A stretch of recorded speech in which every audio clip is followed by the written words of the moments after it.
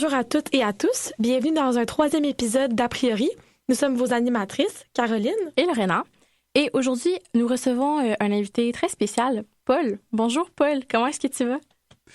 Bonjour Caroline, bonjour Lorena. Moi, ça va très bien. Très bien, je suis très content de refaire un épisode de podcast. J'en rêvais toute la semaine dernière. Donc, content d'être ici aujourd'hui. Très contente que tu sois là aussi. Aujourd'hui, avant d'embarquer dans le sujet, en fait, voudrais-tu nous parler un peu du sujet que tu as choisi pour le podcast, cet épisode-ci? Oui, bien sûr. Écoutez, peut-être qu'il y en a qui ne savent pas. Moi, mon nom, c'est Paul. Paul Lionel Boisca. Je suis un étudiant en troisième année au BIAPRI. Donc, je finis ça cette année. Et en fait, là, c'est ça, durant la session d'automne 2024, 25, excusez-moi, merci. Dans le fond, c'est ça, j'étais en échange étudiant en Belgique. Et aujourd'hui, justement, après multiples discussions avec moi-même et mon entourage et aussi Caroline et Lorena, donc j'ai décidé de faire un podcast justement pendant ma session à l'étranger. Justement parce qu'en fait, je me suis trouvé un sujet un peu qui était nouveau. J'ai déjà fait 3 épisodes de podcast avant. Les écouter sont très intéressants. Donc t'es un habitué. Voilà, en quelque sorte. Donc j'essaie un peu de voir là ce qui pouvait être pertinent, intéressant. Puis je me disais que surtout bien appris, c'est quand même quelque chose, c'est une opportunité qu'on a quand même souvent. Donc je me dis ça peut être quand même intéressant peut-être d'en parler, peut-être pour inspirer d'autres personnes, pour préparer peut-être d'autres personnes à faire un échange, puis juste voir un peu ce qu'on peut faire au BIAPRI, là, puis ce qui peut nous aider peut-être dans le futur. Mm-hmm. Puis sinon, c'est ça, t'es un étudiant de troisième année. Au niveau de tes implications scolaires, ça ressemble à quoi? Oui, il y en a... En même temps, il y en a beaucoup, mais je trouve qu'il y en a pas... Il pourrait en avoir plus. Donc, l'année passée, justement, au courant de l'année 2023-2024, j'étais vice-président des affaires externes du BIAPRI. Et notamment, Cassandra, l'actuelle VP externe, c'était ma déléguée à la CADEL durant toute l'année. Puis, dans le fond, quand t'es VP externe, ton poste, c'est... tes fonctions, en gros, c'est de représenter le BIAPRI à l'extérieur du bac, évidemment. Et donc, à chaque mois, il y a des caucus des associations de la CADEL. La CADEL qui regroupe toutes les associations de l'université et de l'ASS. Puis l'ASS, c'est vraiment juste la faculté des sciences sociales. Et sinon, c'est ça, donc représenter le BIAPRI à l'extérieur. Surtout une job assez relationnelle, donc tu dois parler avec plusieurs bacs aussi, faire de la représentation justement. Par exemple, l'année passée, il y avait le Déconnex, il y avait des rénovations dans le Déconnex. Mm-hmm. Donc, il y avait ce qu'on appelle des tables de consultation. Et souvent, j'allais là-bas, je posais des questions, je racontais l'information. Et justement, la récolte d'informations est souvent ramenée au conseil exécutif qui après est ramené au sein du baccalauréat. J'ai aussi participé à la CIFNUL au cours des 3 dernières éditions, 2023, 2024 et 2025. Et la CIFNUL, c'est la simulation francophone des Nations Unies à l'Université Laval. Ça se déroule sur à peu près 3-4 jours. Et c'est à peu près tout pour mes implications à l'université. Je pense que c'est quand même beaucoup, c'est quand même qualitatif. Oui. Mais voilà pour moi. T'es une personne très impliquée, mais sinon, du côté plus personnel, en dehors de toutes tes implications, toutes tes expériences scolaires, est-ce qu'il y a des intérêts plus personnels à toi pour apprendre à mieux te connaître? Ouais, j'ai quand même plusieurs intérêts. Notamment, là, par exemple, je suis très intéressé par tout ce qui est cinéma et acting. Mm-hmm. D'ailleurs, pendant 2 ans, de 2021 à 2023, j'ai pris des cours là, d'acteur à l'École d'acteurs de Québec. Wow, OK. Puis c'est ça, c'est pas une vraie école, genre, comme le conservatoire, mais je veux dire... Quand même, ouais. C'est ça, j'ai pris quelques cours. Justement, j'aime beaucoup ça. Au secondaire, j'ai fait beaucoup d'improvisation. Mm-hmm. J'ai aussi joué dans une pièce de théâtre. Donc j'aime quand même beaucoup ça, là. Sinon aussi, j'ai joué au basketball quand j'étais au secondaire pendant 1 an, puis souvent aussi dans mes temps libres. Aussi, évidemment, si je suis au BIAPRI, c'est que j'aime quand même un minimum les relations internationales. J'aime beaucoup la politique. J'ai appris à aimer le droit. Donc voilà, s'il y a des gens qui écoutent ce podcast qui sont pas au BIAPRI encore, le droit, ça s'apprend. Ça s'apprend. Vous pouvez l'aimer au cours de route. Sinon, c'est ça, j'aime aussi beaucoup l'histoire. Au secondaire, j'aimais beaucoup l'histoire. Encore Cégep aussi. Cégep, justement, j'étais à Garneau, puis mon profil, c'était Histoire et civilisation. Ah, OK, ouais. Puis même, j'ai beaucoup de cours d'histoire à l'université, mais j'aime quand même m'éduquer. C'est ça, donc l'histoire du Québec, l'histoire du Canada, puis même l'histoire de la Belgique, qui a un peu motivé mon choix. On va parler là, plus en détail, mais justement, là, c'est en lien. Ben oui, ben justement, en lien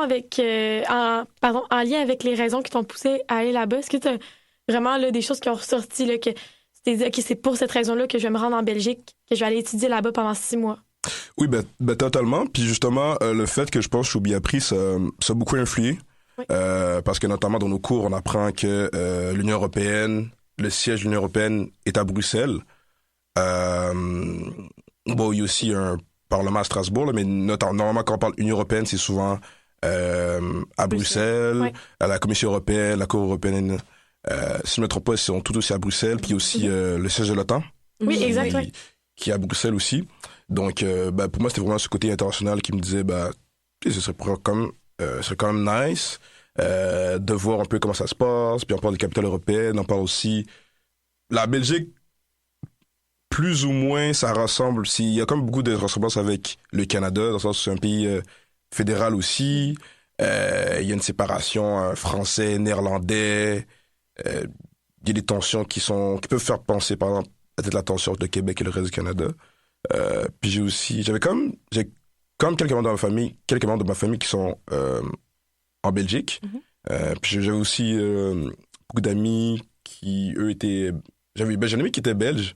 Elle m'a dit, non, pourquoi tu vas à Bruxelles? Mais je veux dire, c'était quand même intéressant pour moi d'y aller, de voir aussi. Puis puis quand même, il y a beaucoup de francophones qui sont là, même si c'est un pays bilingue. Puis je suis quand même allé en France plusieurs fois. Disons que la majorité de ma famille qui a élargi, mes tantes, mes oncles, sont en France. J'ai visité la France 3-4 fois. J'avais jamais visité la Belgique avant, là, à part en escale. Donc je me disais que ça pourrait être intéressant, justement, d'aller visiter un peu Bruxelles. Puis je sais que c'est pas quelque chose que... Je sais que souvent, au Biapri, il y a beaucoup de gens qui vont dans d'autres pays. Puis je me disais, ça pourrait être nice quand même de visiter par moi-même là, ce pays-là. Ben oui, c'est certain. Ça a vraiment dû être vraiment formateur, j'ai l'impression. Mais avant de rentrer dans les détails là, de justement ton parcours là-bas, je me demandais, par rapport au processus pré-départ, premièrement, là, comment tu as pris connaissance de la possibilité de faire une session à l'étranger comme celle-ci? Ouais, c'est une très bonne question. Je dirais que, justement, pour rebondir sur les points que j'ai dit avant, justement, au niveau relationnel, j'ai parlé à beaucoup de Biapris. Il y a notamment beaucoup de Biapris là, qui ont fait des échanges. Notamment, il y a Marc-Olivier Girard qui, lui, a fait un échange à Mannheim, en Allemagne. Puis, justement, là, je sais qu'il y a aussi Maxime Bérubé, justement. Oui. Lui, il est allé en Belgique aussi, à Bruxelles. Puis, notamment, discutant avec les gens... tu te rends compte là, que c'est quand même quelque chose d'assez populaire. Je sais qu'il y a des gens aussi qui sont allés en Suède, si je me trompe. Oui, en Suède. Puis évidemment, moi, toujours intéressé sur les relations internationales. J'ai beaucoup voyagé aussi dans ma vie, mais souvent c'était avec mes parents. Puis là, je voyais que, OK, là, ce serait tout seul. Je serais vraiment dépendant.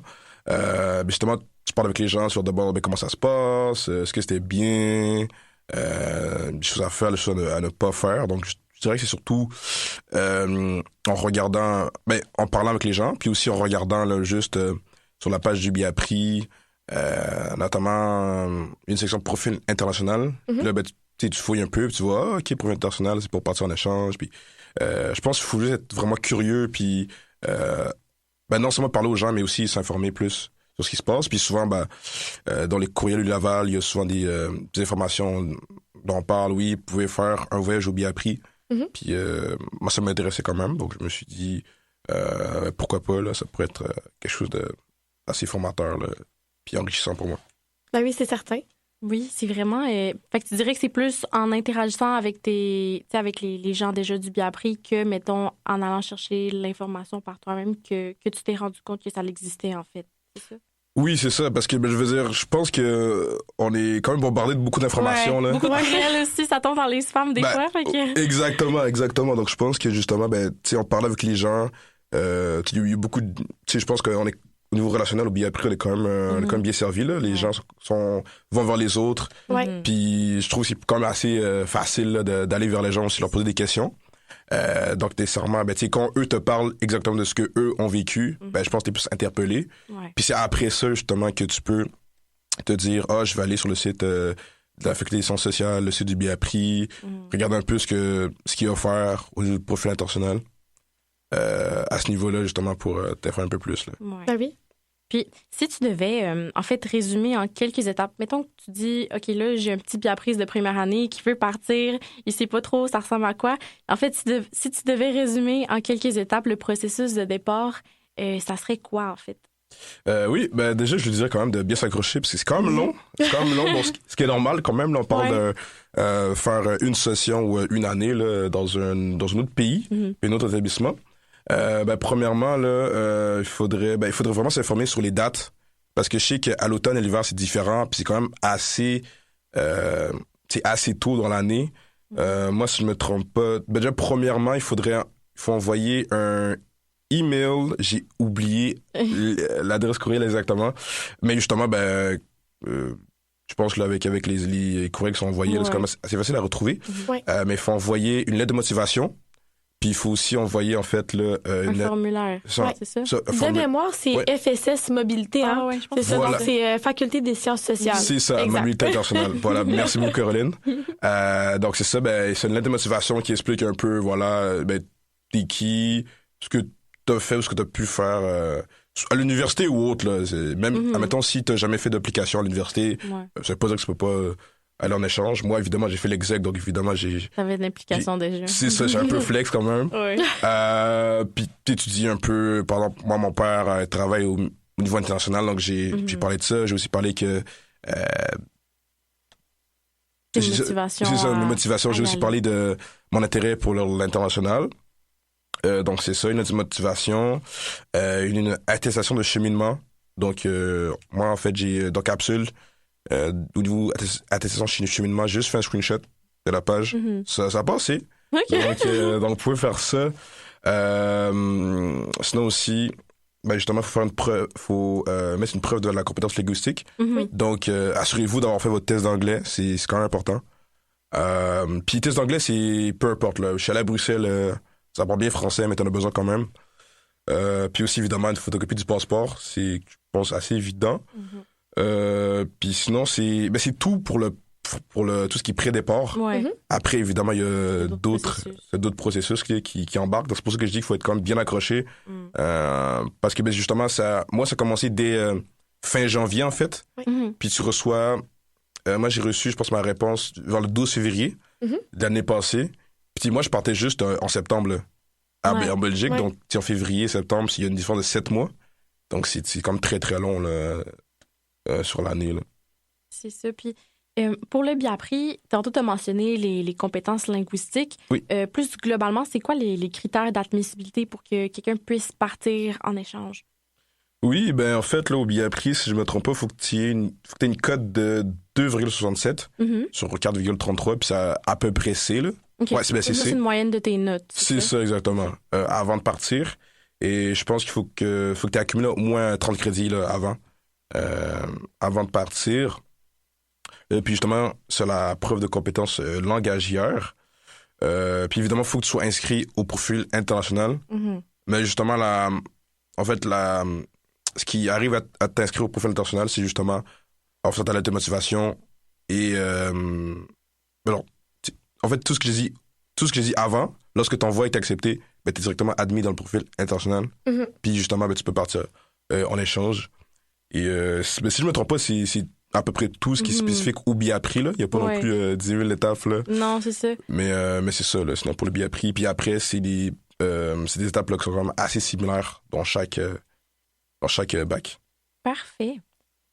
Puis sinon, là, ben, j'imagine qu'il y a des formations à suivre pour justement, avant de partir là-bas. Fait que autant peut-être pour prévenir, exemple, du choc culturel ou juste de comment se préparer à partir pendant 6 mois parce que c'est quand même une longue période, on va se le dire. C'est ça, ouais. Oui, ben c'est ça. Ben, il y a 2 formations. Une formation, c'est une formation un peu qui disent formation culturelle, sur des activités culturelles. T'as une formation sur la sécurité. Et je tiens à dire aussi la formation culturelle, elle est obligatoire si vous voulez avoir votre bourse. Donc faites-la. Bon à savoir. C'est ça. J'oublie, c'est quand même une bonne bourse. Hein? Ouais. Ben, c'est ça. Ça aide quand même si ça couvre pas tout, là, ça aide quand même. Puis la formation culturelle, en gros, ben, justement, comme tu as dit, ça aide un peu, surtout ce qui est niveau choc culturel, se préparer aux différences de culture, les choses à faire, les choses à ne pas faire. Puis évidemment, il y a beaucoup de gens de beaucoup de destinations différentes, donc c'est pas nécessairement centré sur ta destination, mais t'es avec d'autres personnes aussi qui eux aussi vont en échange, donc c'est un peu comme comment dire, c'est assez similaire, vous préparez à la même chose, donc t'arrives à discuter avec d'autres personnes, c'est ça. Puis même si il y en a beaucoup qui disent c'est des choses que je sais déjà, tout ça, ben tu sais, tu manges pas tout seul la nuit quand il fait noir, quand il n'y a pas de lumière, mais je veux dire, c'est quand même important parce qu'il y a comme des mises en situation qui sont là, qui te préparent à certaines choses. Puis ça, c'est la formation culturelle. La formation sur la sécurité, c'est vraiment plus axé nos sécurité. Donc c'est vraiment plus dans des situations où on dit, est-ce que, voilà, si, par exemple, t'es seul... Toujours être 2 par 2 la nuit, mettons, minimum. Exactement. Celle-là n'est pas obligatoire, mais je pense que ça peut quand même être important. Je veux dire, j'imagine que si tu vas dans un échange dans un pays qui est plus ou moins similaire au Canada, c'est peut-être un peu moins important, mais moi, je l'ai fait quand même si j'allais en Belgique. Mais c'est juste par précaution aussi, j'imagine que ça peut vraiment être intéressant. Là. Totalement, totalement. Je pense que... Donc moi, j'ai fait les deux, mais évidemment, la formation sur les activités culturelles est obligatoire. Oui, mais surtout quand c'est dépendant de la bourse, là, je pense que les gens sont bien plus poussés à la faire. Exactement. Sinon, pour parler peut-être du côté un peu plus technique, le fameux visa. Est-ce que tu peux nous expliquer peut-être un peu c'était quoi la procédure? Je sais pas, peut-être le temps d'attente, le coût aussi qui était accompagné avec ça. Peut-être ça pourrait aider certains auditeurs. Le visa, ça, quand j'y pense, là, ça m'a traumatisé un peu. Mais bon, c'était une étape quand même nécessaire qu'on a dû faire. Déjà, je tiens à dire que normalement, là, en fait, là, si après avoir reçu votre... parce qu'après, justement, toutes ces étapes-là, l'université, je pense, va vous envoyer la lettre d'acceptation de l'université d'accueil. Donc moi, c'est l'université Saint-Louis à Bruxelles. Puis en fait, là, normalement, vous pouvez faire une demande à Logique pour... Pour les bourses? Pour la bourse, oui, mais aussi justement pour qui vous finance une partie du visa. OK. De fond, ce serait jusqu'à 100 $, si je me trompe pas, mais ça, il faudrait encore que faudrait encore vérifier. Mais je sais que Logique, là, dans le fond, peut financer ça. Moi, ils ont pas accepté, là, mais... Parce qu'en fait... il manquait, je pense, un document de l'université que moi, j'ai pas eu, mais normalement, là... Moi, je pense que c'est important à faire parce que ça peut coûter quand même cher. C'est quand même beaucoup. Logique, c'est quoi? T'as mentionné le nom tantôt, mais je sais pas, moi, je suis pas familière avec... Oui. Ben, si tu peux nous l'expliquer peut-être un petit peu. Moi, en tout cas, de ma connaissance, là, Logique, ça vient en aide justement à la communauté étudiante qui fait de la mobilité internationale. Là, je parle vraiment par expérience personnelle.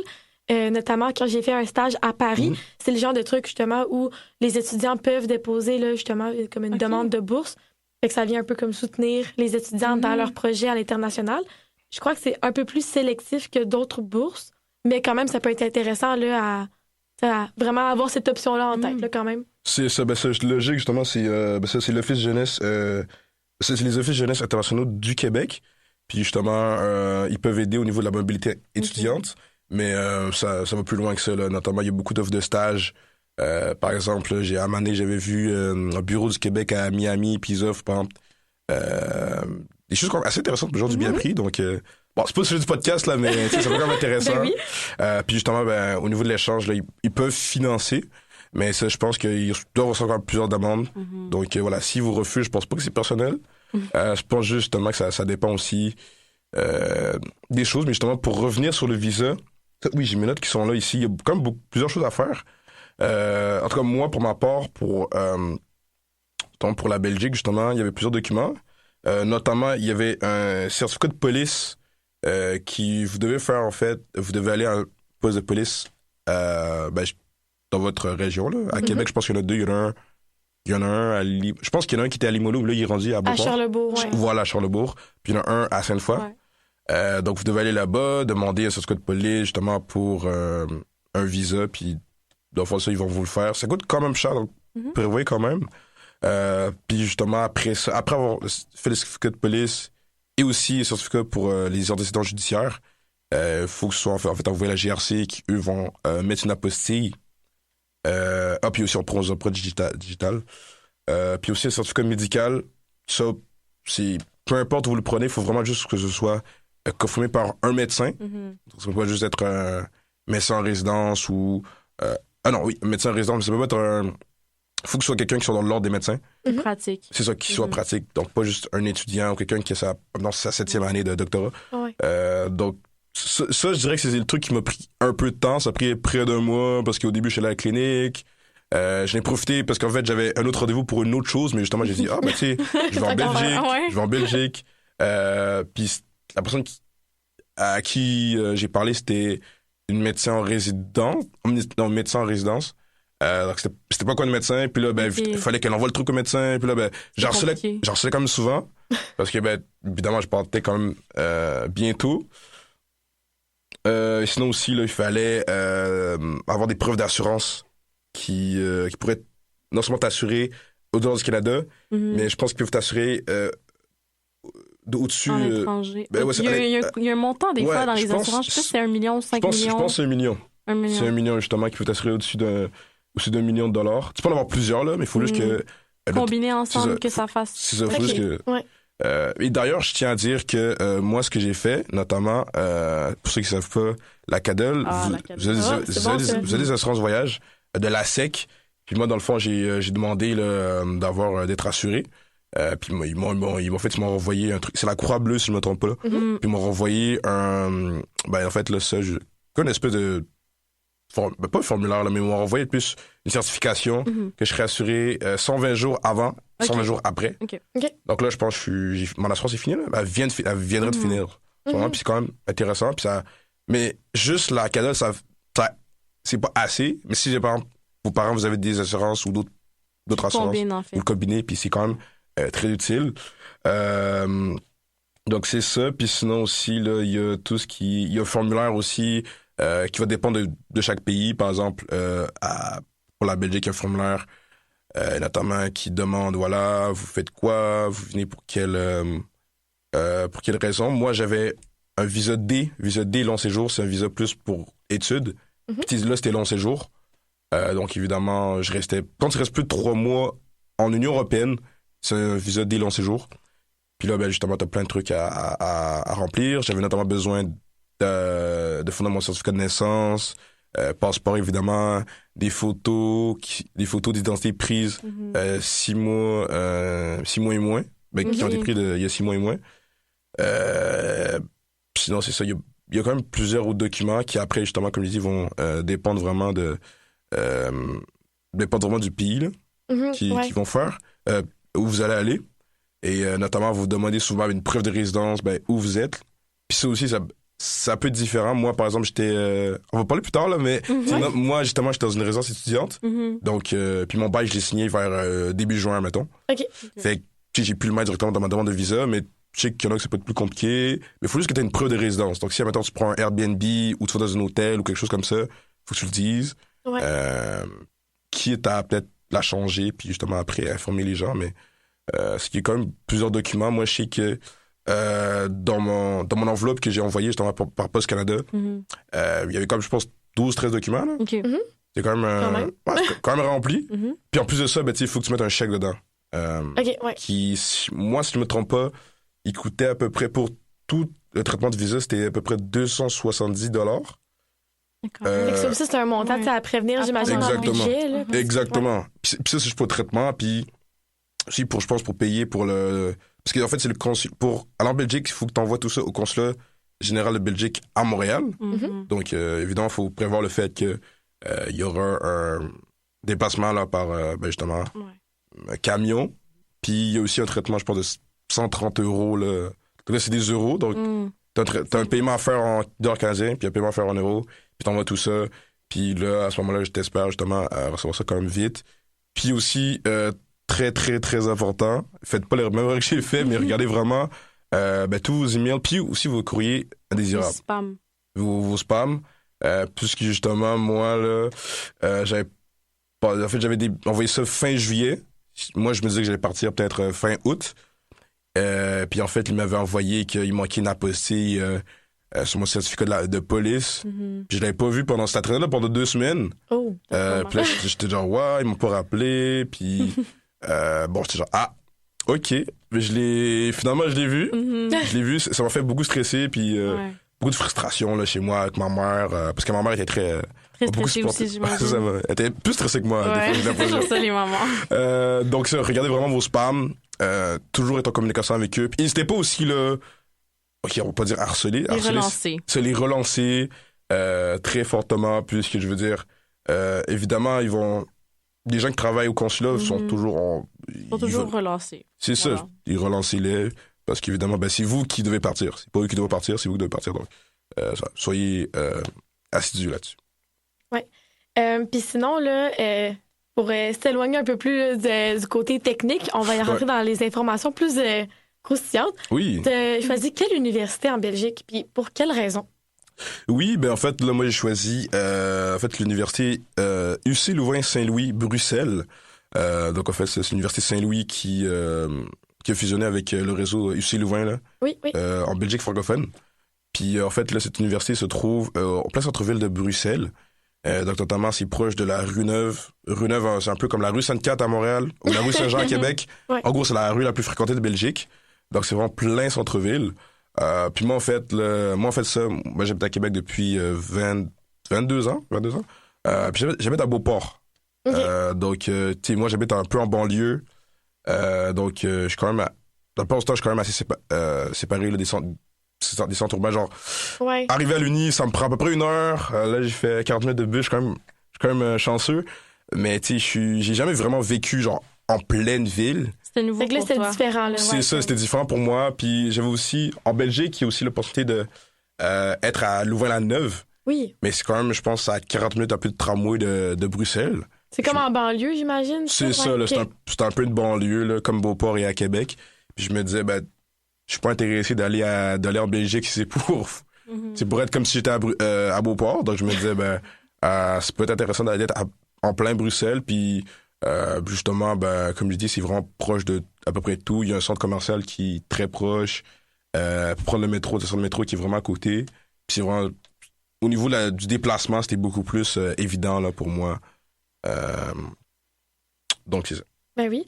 Donc, sur ce, on va prendre une courte pause. On vous revient dans quelques instants. Nous sommes de retour sur les ondes de Chiz 94.3. Pourquoi tu as choisi cette université-là en particulier? Qu'est-ce qui s'est vraiment qui s'est démarqué? Mhm. Ouais, ça, comme j'ai dit, j'avais dit un peu au début, j'étais quand même assez intéressé par Bruxelles au niveau de tout ce qui était capitale européenne, Union européenne, puis les institutions internationales. Je me disais que ça pouvait être quand même intéressant. Après, pour l'université en tant que telle, il y a comme pas beaucoup de choix là. Pour la Belgique, il y avait vraiment 2 choix pour le billet à prix. C'est comme je dis, il y avait Louvain-la-Neuve et en fait UCL Saint-Louis. Mm. Donc je me disais j'étais vraiment plus en mode je veux être un vrai citadin là, pour une fois dans ma vie. Puis en fait mon deuxième choix c'était les campus de Reims en France. Oui. J'avais justement un oncle là, qui travaillait comme enseignant-chercheur à l'université de Reims. Puis il m'a dit oui, tu viendras me voir, blablabla. Finalement, je l'ai pas vu, mais je l'aime beaucoup. T'es pas allé le voir pendant tout ton séjour. Malheureusement, j'avais une vie très occupée. Mais ouais, je dirais que c'était vraiment c'est le côté plus penchant institution internationale. Puis aussi que plus aussi là, que justement c'était en plein centre-ville de Bruxelles, Ouais. la ville de Bruxelles. Puis je me dis aussi Bruxelles, c'est quand même techniquement quand on regarde le cadre de l'Europe, c'est quand même au centre de l'Europe un peu. Ben Donc ouais. je me disais si je veux voyager là, ça pourrait quand même être important. Puis je pense voyager quand t'es en Europe là, je vous le recommande. Faut que t'en profites. Ouais. C'est ça. Une question plus par rapport à ton arrivée. Est-ce que tu as eu des journées d'intégration? Puis à quoi est-ce que ça ressemblait? Oui, totalement. C'est une très bonne question en plus. Je pense que ça peut aider à motiver certaines personnes. Moi, justement, j'ai pas juste eu une journée, j'ai eu une semaine complète. Une semaine. Wow! Ouais, quand totalement même. une semaine complète d'intégration. Puis en fait, là, comme il y a...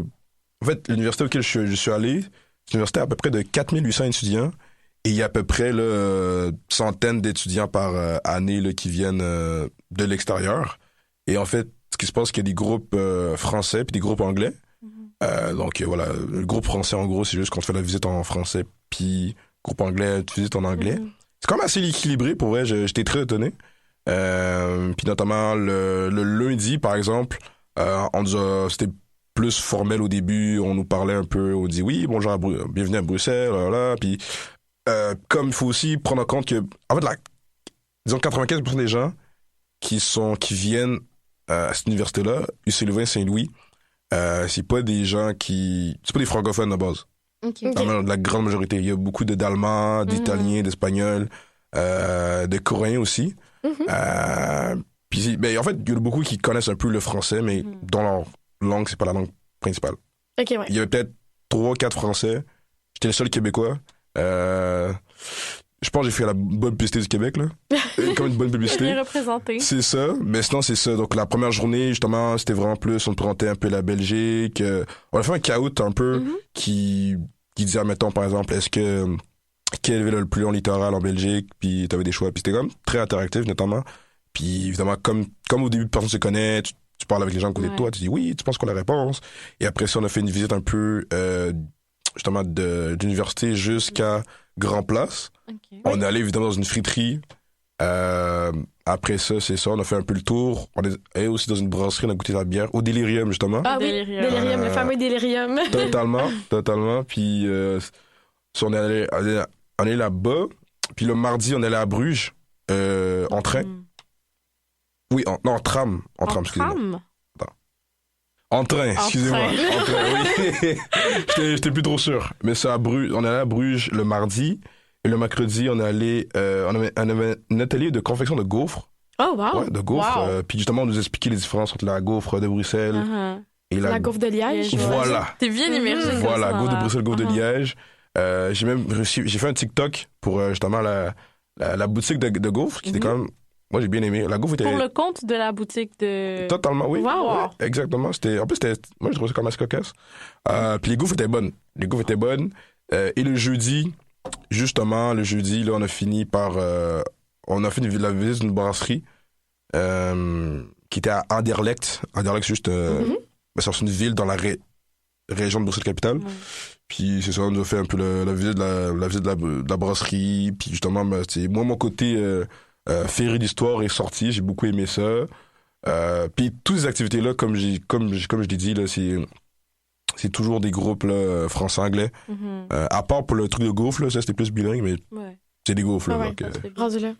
C'est ça. Puis le vendredi, justement, il y avait, ça finissait c'était du lundi au jeudi. Puis vendredi, on n'avait pas d'activité, mais justement après ces 4 jours là, tu t'es fait comme un petit groupe. Ouais. Puis bon, on est allé là, justement plus au centre-ville. On a fêté un peu. On est allé, pour ceux qui cherchent des endroits, on est dans un bar irlandais qui s'appelle The Valeros. Puis c'est un bar irlandais karaoké. Puis on a comme fini notre première semaine. Puis, voilà. Est-ce que tu as senti que tu étais un peu laissé à toi-même ou, tu sais, quand tu arrives à l'université, est-ce que t'es accueilli par un groupe est-ce que c'est comme une accueil chaleureuse? Est-ce que c'est toi qu'il faut que tu te présentes, mettons, je sais pas, au secrétariat ou comment ça se passe? Non, moi je trouvais quand même que j'étais très bien pris en charge. En fait, du début jusqu'à la fin, là, t'es en contact avec le bureau international de l'université Saint-Louis-Bruxelles. Okay. Puis en fait, ils t'envoient là, souvent des messages. Là. Ils te bombardent quand même de messages durant toute la période. Puis justement, toutes les activités des journées d'intégration se fait avec les gens du bureau international. Okay. Ils sont deux, là, mais souvent, ils t'envoient des emails, puis toutes les informations importantes, notamment pour les choix de cours. Tout est envoyé à l'avance. Puis évidemment, c'est différent parce que c'est pas comme l'université à Laval où il y a un bureau. Moi, je suis jamais allé là parce que j'avais pas besoin. Parce que j'envoyais des emails, puis je veux dire, on me répondait quand même. Ça me répondait quand même assez facilement. Mais sinon, c'est ça. Je veux dire, je pense que la semaine d'intégration aide quand même beaucoup. Parce que il faut quand même se rappeler que tout le monde est dans ta situation, là. Puis en plus, moi, je suis parti en échange tout seul, là. Pas d'amis de l'université Laval avec toi. Pas d'amis, Est-ce que ça te faisait peur? Comme juste une petite question, là, comme ça. Parce que, tu sais, je sais qu'il y a beaucoup de gens, peut-être, qui ont peur de, justement, cet inconnu-là. Je sais qu'il y en a beaucoup qui vont partir en gang, mais d'autres qui vont partir plus toutes seules. Est-ce que ça te faisait peur ou est-ce que ça s'est bien passé? Ou... je pense que c'est sûr, ça fait toujours peur un peu là, quand tu te dis, tu sais, je vais dans un autre continent, dans un autre pays, puis c'est différent de ma petite ville. Tu sais, ça peut faire peur, cependant, moi je trouve que après avoir pour avoir passé 6 mois, je pense qu'il venait mieux d'aller là tout seul dans une destination pour vraiment être immergé. Parce que j'ai l'impression que, surtout quand tu vas dans un endroit que tu connais pas, si tu vas avec peut-être 2-3 personnes, ben, tu auras tendance à te replier sur ces personnes-là. Puis tu seras moins poussé aller vers les autres. Aller vers les autres. Ouais. Puis moi, je pense que le but, justement, de l'exercice, c'est quand même, ben, t'ouvrir vers des gens, vraiment, ben, tu sais, que tu sois délogé de ton confort habituel. Puis c'est sûr qu'au début, j'avais un peu peur, là, mais ok, je tiens à dire qu'au début, quand j'étais là à Bruxelles, ma mère m'accompagnait. Déjà. Elle m'accompagnait déjà, sur c'est pas mal. la première semaine. Là. Ben, genre, j'étais arrivé une semaine avant la semaine d'intégration. OK. Puis parce que je sais pas, ma mère a souvent peur de moi. Je suis son fils unique, là, donc c'est normal un peu. Donc si j'avais ma mère, puis j'avais ma tante aussi qui était là au début. Après, ils sont partis, évidemment. Ils n'ont pas que ça à faire. Mais, mais tu sais, donc j'avais aussi une tante là, à Bruxelles. Donc j'étais pas non plus... Je savais que si jamais il se passait de quoi de grave, je pouvais me replier sur ces personnes-là. Mais même là, je veux dire, même si ces personnes étaient là, je leur parlais pas tous les jours quand même. J'étais quand même souvent laissé à moi-même. Puis ça te force aussi à te faire des amis, aller voir les gens, à dire ouais, c'est quoi ton nom, puis tu sais, qu'est-ce que tu fais, tu viens d'où, puis je pense que ça aide aussi le fait que tout le monde est dans ta situation. Donc c'est aussi, puis le plupart de mes amis justement que je m'étais fait, parce que moi j'étais dans la résidence étudiante de l'université.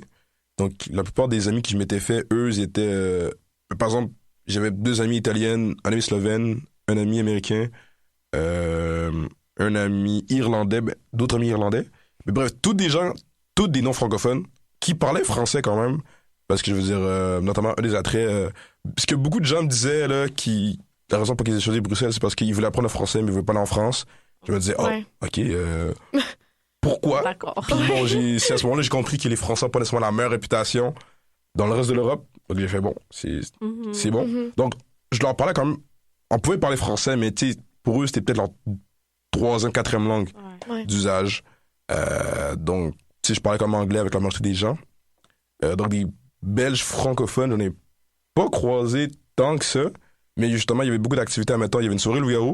Puis ça, c'est cool. Ouais. Puis ça, c'était genre... en fait, en Belgique, ils appellent ça des cotes. Des cotes, là, c'est des cotes à projet, un cap. Cotes à projet, c'est en fait, c'est des... comme des assos étudiantes, là. Puis c'est je pense, le Cotopoly, Cotopoly, qui organisait une soirée Loup-Garou. Puis eux, c'était juste des francophones. Puis je demandais à mes amis italiennes, puis slovènes, ils disaient, ouais, venez avec moi. Puis ils disaient, ouais, non, je parle pas français, je suis pas à l'aise. Je fais bon. Fait que je devais y aller tout seul.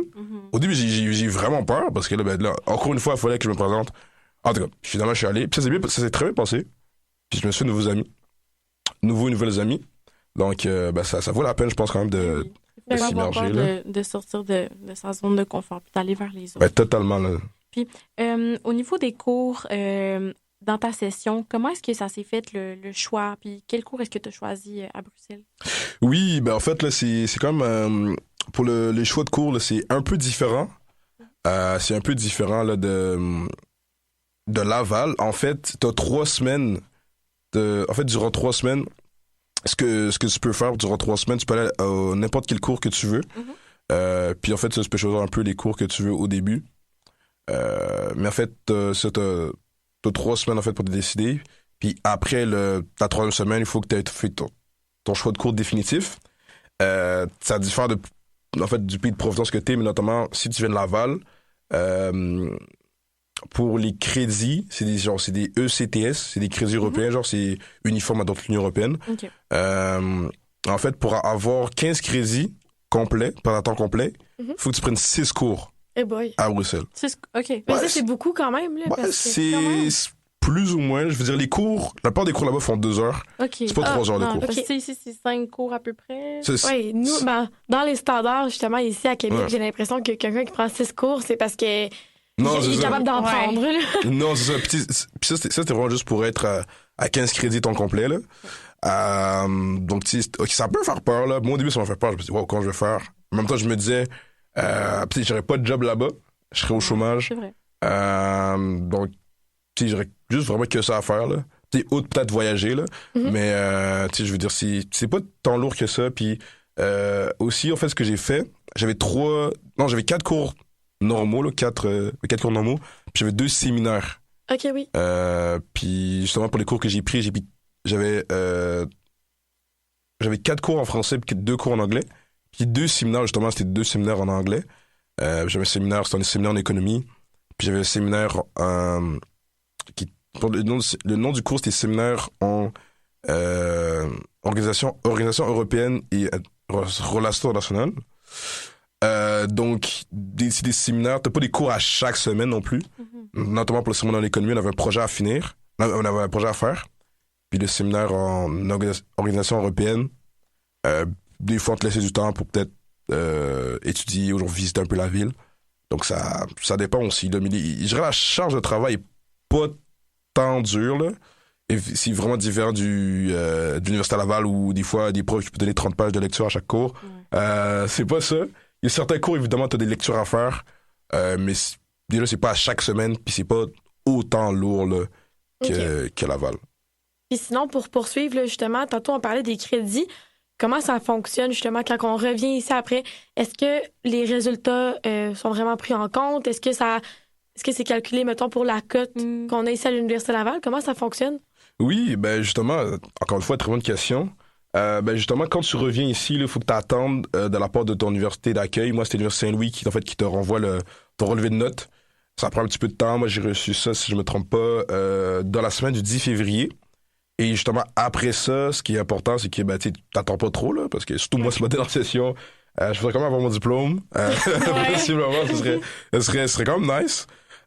Puis en fait, justement, tu contactes, si je me trompe pas, FSS Biapri. FSS Mobility, peut-être? Non? Je veux. On vous mettra les courriels au pire. Oui, on les mettra en description. Non, je pense que c'est quand même FSS Biapri, si je me trompe pas. Okay. Oui, ben écoutez, je vérifie ça tout de suite. C'est FSS Programme Biapri. Voilà. Excusez-moi. Presque la même chose. Pas de problème. Donc c'est ça. Et tu renvoies ton relevé de notes et tout. Et en fait, dans ton relevé de notes, là, il y a tes notes. Là, j'ai un cours de politique économique, j'ai eu 11 sur 20. Bon, ça fait 55, là, mais je suis quand même content. Je pensais que j'avais coulé cet examen-là. Mais là-bas, c'est quand même bon, 11 sur 20. 11 sur 20, c'est pas ça, oui. L'année de passage, c'est 10. Donc, j'ai pensé à ça, mais je suis quand même content. Puis, justement, pour rassurer les gens, que t'aies 11 ou 19 sur 20, ça change rien, en fait, au calcul. Parce que, sur, par exemple, capsule, c'est juste écrit P. Donc, passe. OK. Fait que c'est tu passes ou tu coules, essentiellement. Tu passes ou tu coules. Donc, ben, c'est nice, là, évidemment. Félicitations, c'était 18, mais ça, en fait, justement, moi, j'ai pris 6 cours. J'ai été crédité pour les 6 cours. J'ai été crédité 15 crédits. Ben, ça change rien à ta cote. Okay. Moi, ma cote avant de partir était 3 pour 22. Là, j'ai regardé encore il y a quelques jours, il y a encore 3 pour 22. Donc, ça peut être vraiment nice si t'as une bonne cote puis tu veux pas qu'elle soit changée, altérée. Mais tu sais, comme il dit, évidemment, ça veut pas dire qu'il faut pas se forcer pour les cours, hein, toujours chercher l'excellence. Mais mais c'est pas la fin du monde. Mais c'est ça, c'est vraiment pas la fin du monde. Puis je pense que ça enlève un petit stress là. En tout cas pour nous, si par exemple tu te dis, bah tu sais, je vais donner un effort minimal, mais profiter vraiment de mon séjour je peux visiter des institutions, visiter des musées, voyager un peu en Europe, ben tu peux le faire. Faut juste évidemment pas trop lâcher le pied sur la pédale. S'assurer que tu passes tous tes cours et après ça, ben y a pas de souci à se faire. Ben justement, en lien avec un peu là, justement les standards scolaires, je me demandais, est-ce que les modalités d'examen sont différentes d'ici à l'Université Laval? Là, tu me parlais aussi peut-être un petit peu là, de la charge de travail qui était différente. On sait que là-bas, c'est sur 20, c'est pas sur 100. Oui. Est-ce que tu pourrais détailler un peu plus là-dedans? Oui, ben, alors, je pense que c'est une information la plus importante que je vais dire dans le podcast. Mais souvent, je sais que, en tout cas, pour la Belgique, pour le reste, je sais pas. Mais, par exemple, moi, mes 6 cours, il y avait 4 cours sur 6 où t'as juste un examen. Un examen 100%. Juste un. T'as juste pas de travaux, pas de... Il n'y a pas de travaux, il n'y a pas d'examen intra. Ça met un peu de pression quand même, j'imagine. Ça passe ou ça casse. Ben, c'est ça, c'est examen final. C'est pour ça que, disons, que j'étais assez stressé à certains examens. Parce que je me dis, bon, si vraiment je me suis manqué dans cet examen-là, c'est fini pour moi. Bon, pas littéralement, là, mais si j'ai une mauvaise note, si je passe pas. Mais j'ai passé tous mes cours, donc ça s'est quand même bien passé. Après, évidemment, pour ce qui est des séminaires, souvent, il y a plus des projets à faire. Puis souvent, les séminaires, non seulement tu as des projets, mais tu as différentes évaluations. Mon séminaire en économie, j'avais un long projet à faire. J'avais juste peut-être... Mais il y avait le projet puis une présentation. Donc, tu avais comme 2 évaluations quand même. Puis le séminaire en organisation internationale, il y avait un examen puis un projet, en fait. Donc, tu avais... normalement, je pense que le plus d'évaluations que tu peux avoir, c'est peut-être 2. Puis j'avais un cours, en fait, sur la culture francophone de Belgique.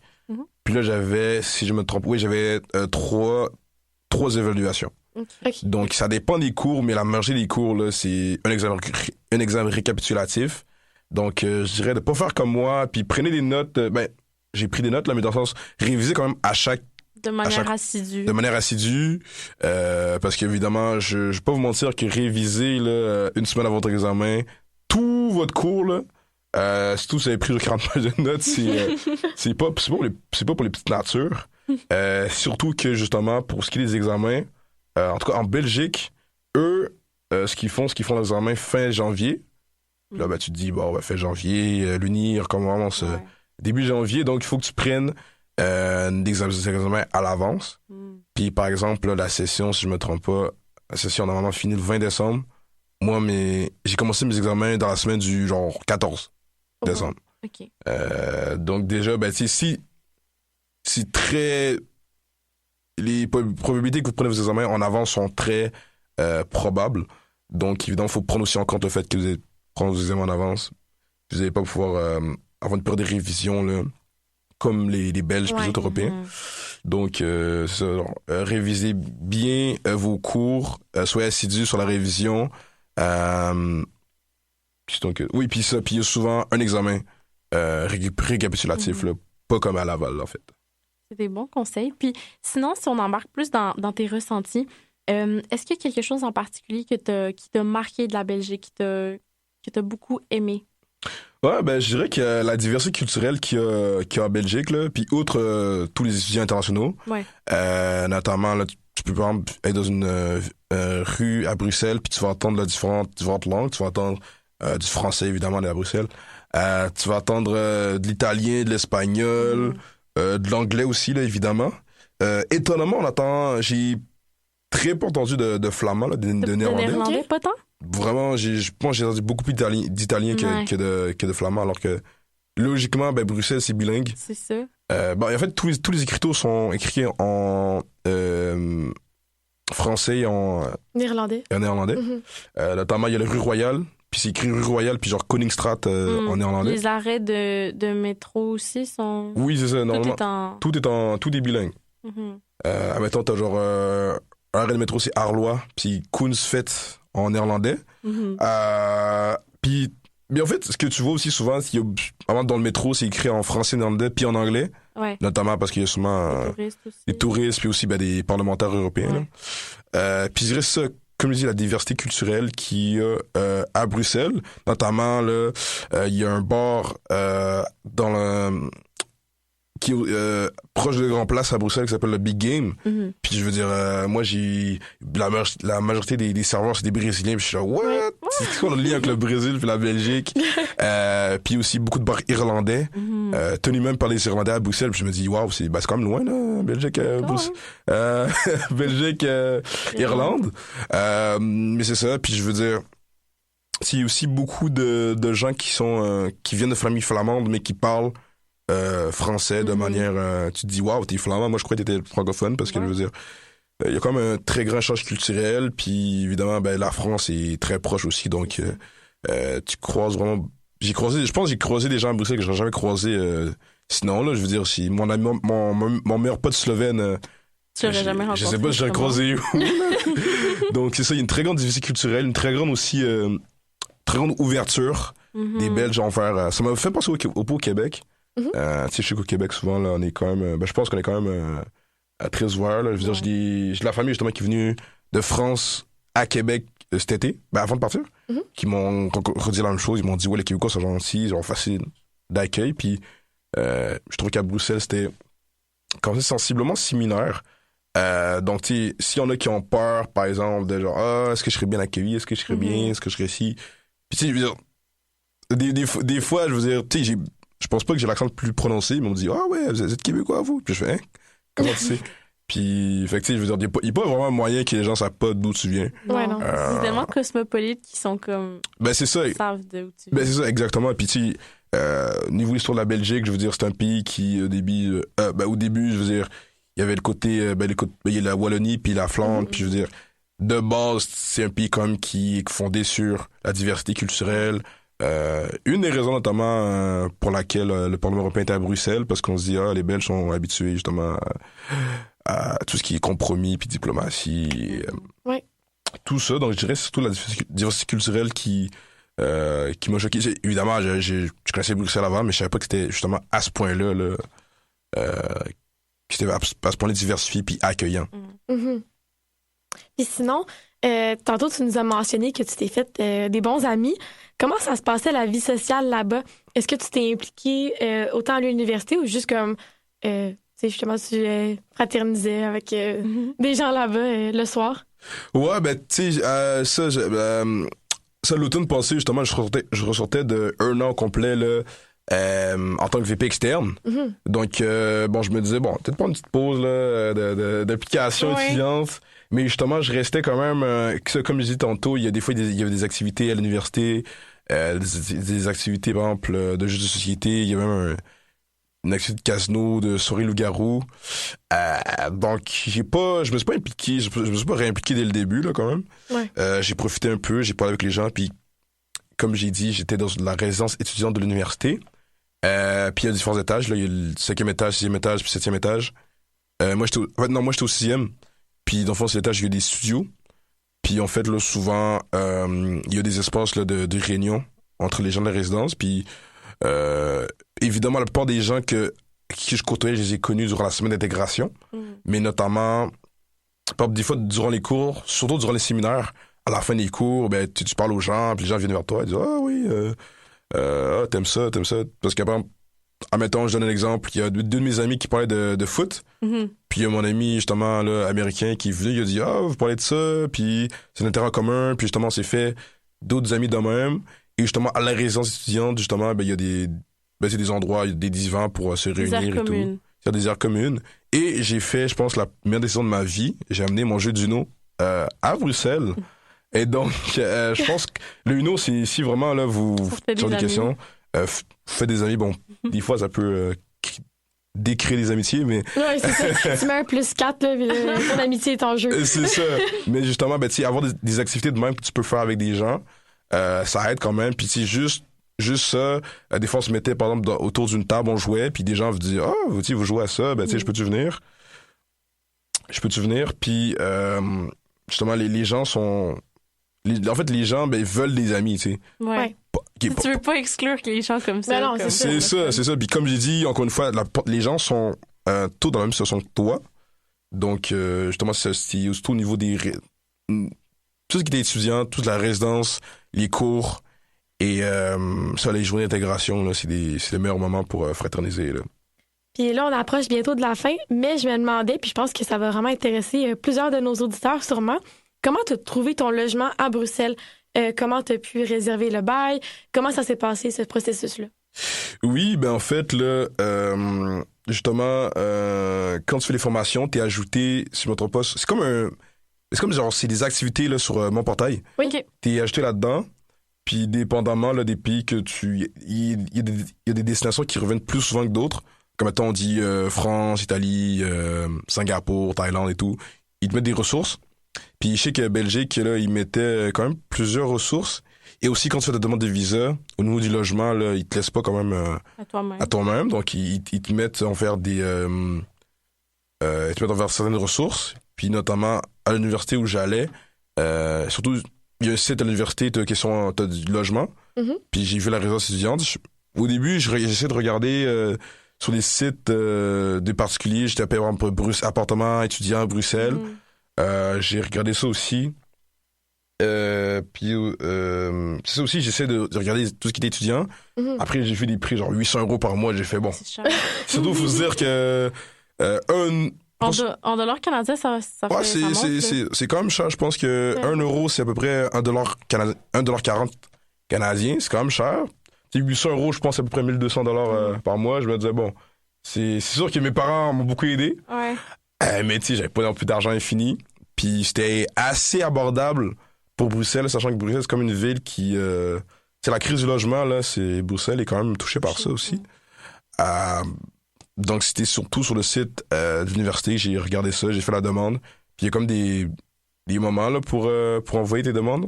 Donc, j'ai fait mes demandes. J'ai rempli tout ce que j'avais à remplir. Puis j'ai eu la chance, là, comme trouve une chambre. Puis ça, à ce moment-là, voilà, j'ai signé mon bail. Puis voilà. Bon. Puis, en guise de conclusion, est-ce que tu aurais une anecdote cocasse à nous raconter à propos de ton séjour, quelque chose que tu as trouvé drôle, qui t'a marqué? Ouais, j'ai quelque chose comme de cocasse et je pense quand même drôle. Bon, ça m'est pas arrivé à moi, mais en fait justement, on était au KFC, PFK là, à Bruxelles. J'étais avec mes amis. Puis ça, en fait, nous on était partis, on mangeait là, tranquillement. Et au deuxième étage, il y avait des dames qui sont venues. Je sais pas, elles viennent d'où, je sais pas, elles faisaient quoi.